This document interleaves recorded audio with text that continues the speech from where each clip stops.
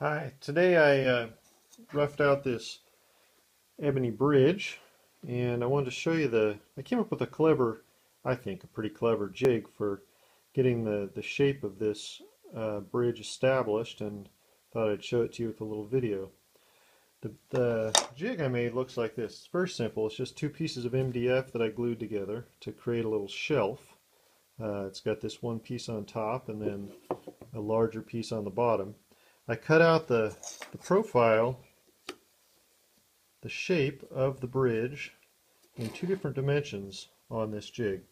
First I cut around the trailing edge of the bridge here, and that's the shape you see on the jig here.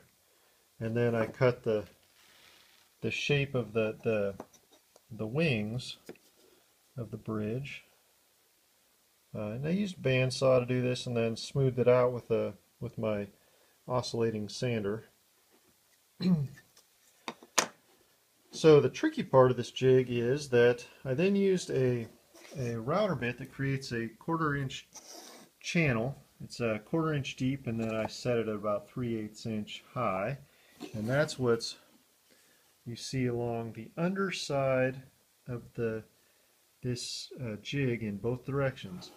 Whether the jig is sitting face down in the normal bridge orientation, or if it's sitting up on its edge, there's a guiding channel underneath as well. And with the bridge blank sitting on this jig, you can see that this jig now in both directions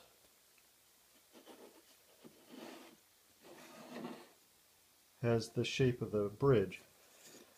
Now I only used this router bit to cut these channels. I don't do any operation on the bridge with that router bit. I wouldn't want to get my fingers anywhere near that thing with a piece of ebony on it.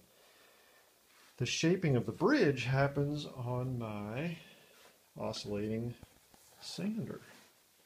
Now I created this insert for my sander. It's made out of a material called paper stone, but I think you could use other stuff. I just like paper stone because it's a super dense resin-based material that you can machine with your router. I used my router on a circle cutter. I won't say that it was probably very good for the bit by the time I was done, but it did what I needed it to do. And this insert goes in around the drum and then creates this 1/4 inch by 3/8 inch guide around the drum.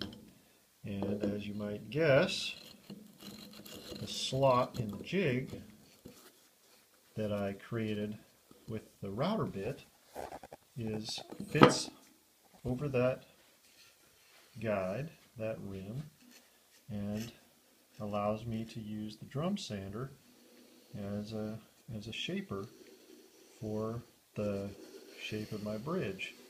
And I don't have a problem just holding that ebony with my fingers. I put a little sandpaper on the surface of the shelf there to help me grip the ebony, but I would never want to put my hands near a router, but I feel more confident holding my hand near an oscillating drum sander, and I'm able to hold this down tightly and slide that along. I leave the bridge in the same place, can turn it up on its edge, and I'm able to also shape the wings in that way. Again, let me see if I can show you a few more angles. That's the bottom of the jig as it's shaping the wings, and that's the bottom of the jig as it's shaping the tail end of the bridge. And again, it's just made out of MDF. All I did was super glue two pieces of MDF together and cut out the shape and put the channels in it with the router. Now, by far the hardest part of this whole thing was making the guide, the insert around the drum. That has to be really precise for this to work, and there might be a simpler way to do it, but that's the way I chose to do it. And I have a number of jigs that I use with this guide. All right, hope you enjoyed that. Let me know if you have any questions.